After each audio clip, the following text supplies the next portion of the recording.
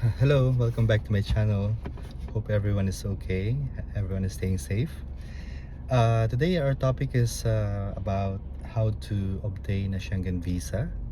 I wanna share with you like my own personal experience applying for Schengen visa here in Dubai, and I think it's a similar process as well all over the world. So far I have applied for around 4 times already. As far as I remember, 4 times.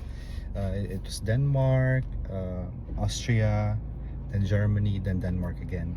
So I just want to share with you how simple it is, and how's the process, what are the documentation. This is not a professional advice, of course, but just to inspire you. I'm hoping to inspire you to if you have that um, a dream this 2025 to travel, to already start doing it. And yeah, let's start with the visa if you need one. So first thing that you need to do is you need to make sure that your passport is valid for 6 months. Not to not to have a hassle during travel, so it should be valid at least 6 months. And second thing, you need to go to the VFS website. uh, you need to select a country where you want to go in Europe. Like for example, let's say Germany.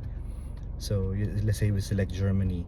So in there, there's a form that you need to fill out. And but before filling out the form, you need first to check the availability of the VFS. So you need to make an appointment. So you need to check the nearest appointment. Yeah. So basically, the total cost of the visa is around, I would say 600 more or less in dirhams. So you can just convert that into dollars. Around, I think in the dollars is around 250, I would say. So upon making the appointment, if you select already the date of the VFS, they will charge you upfront around 80 dirhams, more or less, for the appointment. So once you secure the appointment, you will fill up the form. And so fill in the simple form, all those basic details, and you save the PDF. And then the next one, you will secure your flight. So you can book a flight wherein it's a refundable one, where you can rebook in case you need to change travel destination, or you need to amend, or you need to cancel. So make sure that it's a refundable flight. Like for us, in my case, I work in an airline, so we have these facilities of tickets, so it's quite easy for us. But for the general people, there's always an option for refundable one and non-refundable. Of course, the non-refundable is more cheaper, but yeah, you can go for the refundable one in case, for any changes. So yeah, so the ticket, you need to secure that. And next one will be the hotel. So you go to, let's say, booking.com, and you select let's say you go to Munich. I'll give an example. Let's say you go to Germany, in Munich. So you select the date where you want to, let's say you want to go in the next month or two, or during your birthday, or whatever date you want to choose. So ensure that you will select the pay at the property. So again, if in case you want to cancel, or you want to you want to change the dates of the booking, you can be able to do so without any charges. So same with the flight, and also for the hotel. So select the pay at the property. Always select at the pay at the property. They will ask for your card, but they won't charge. It's just for securing the booking. Of course, they will mention there that if you want to cancel, you can cancel it at least 2 days before the arrival, or so, or 3 days. Then you can be able to cancel it for free, and they won't charge anything. So yeah, so they need your credit card for making the booking. right? So that's for the hotel. The next one would be they require your bank statement. So you go to your bank, like here locally in Dubai. I go to my bank. um, I ask for the bank statement. Normally they would ask only for 3 months, but I would suggest go for 6 months, or you can go for a year. Give them a year. Let's say today is upon making this video is January 11th, so you can go back from January 11th 2024 to January 11th 2025. So yeah, so just give them years. It will be a little bit of a thick one, so you pay like 25 dirhams at the bank. It depends on the bank. Every bank, the payment varies. Some banks are for free as well. um, don't print the one online because they won't, the VFS won't accept it, so they need a real paper with the stamp. So the bank will stamp it one by one. If you have, let's say, 100 paper, they will stamp it, every pages. Yeah, so that's the bank statement. Because the reason for this is the consulate or the embassy of the country, let's say Germany, they want to determine if you can be able to pay for your flight, what is your financial status. They will see the in and the outs of your income and everything, your finances basically. Yeah. And if you're employed, you need to request from the company the salary certificate. Yeah, just to show how much you earn. It will mention your length of service in that letter, and the salary. If you're self-employed, or if you have your own business, you can just show them your income statement or something like that, like a proof of income, basically, proof of your funds. If you're, let's say, you're a freelancer, yeah, so you can obtain a sort of a certificate which it shows your income each month. And if you're employed as well, like in my case, I'm just basing again on my personal experience. You need to get as well the NOC. This is like a no objection certificate from your company, stating that they don't have any objection for you to travel, let's say during your holidays or during your leave, for this period, let's say 10 days or 2 weeks or whatever is the date. They don't have any objection, they allow you to travel. So it gives also push for the embassy to approve your visa. Because take note, sometimes, not always, but sometimes the embassy, they deny as well. It's not always like 100%, but you can say 95%. It's always approved. It's just a matter of they will give you, like, I don't know, 2 weeks, 3 months, just to give you a real view of it, or 6 months or a year. And some of my friends, they got also for more than a year. So it really depends on the country and on the officer in charge who will give you the visa. Yeah. So I mentioned the hotel, the ticket, the flight ticket, the bank statement, the salary certificate or the income statement. And one more as well, you need to secure a travel certificate. So in my case, we have this insurance in our company, so we can just request the insurance company to provide us a letter. It's for free. It mentions there, like, some amount which covers the expenses during your travel in case of any emergency or any unforeseen incidents, health wise. The insurance will cover your expenses during the trip. Yeah.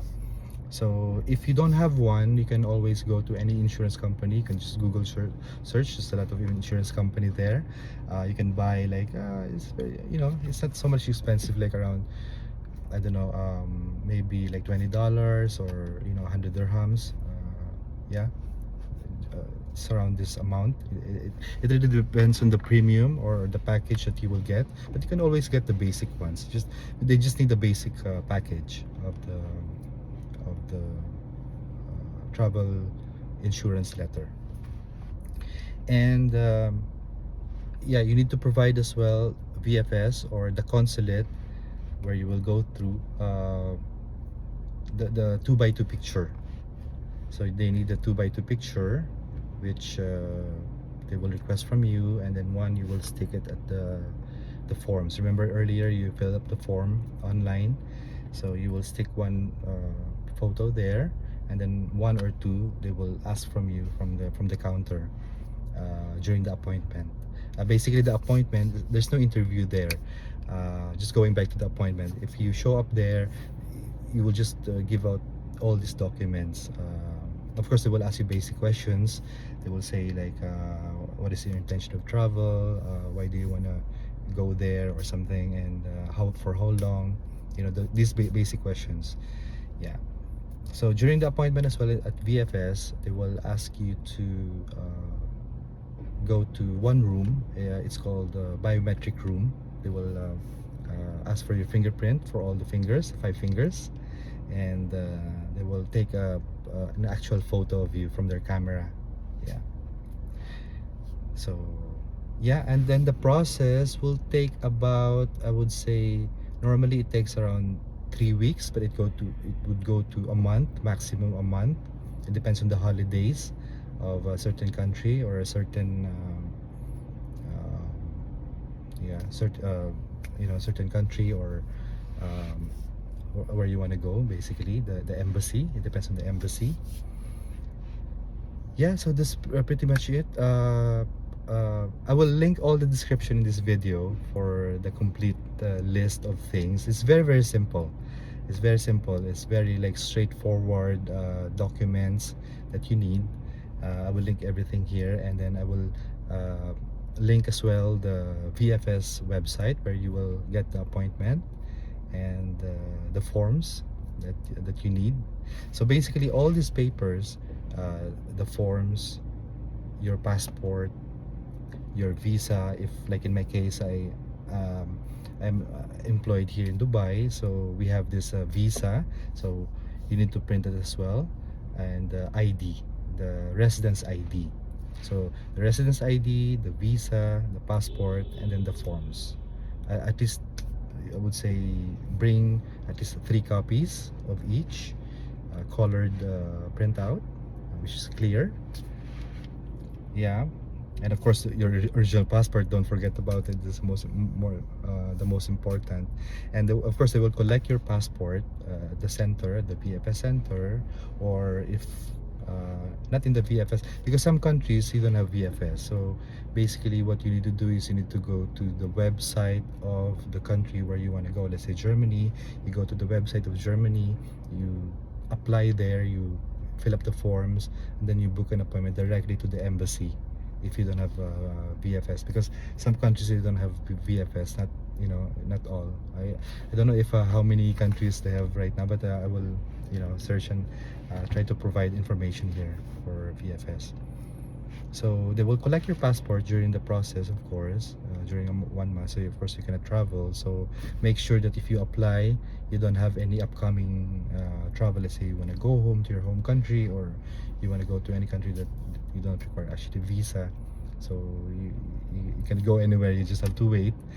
And yeah, so that's pretty much it. And so I've covered the cost, the documentations, and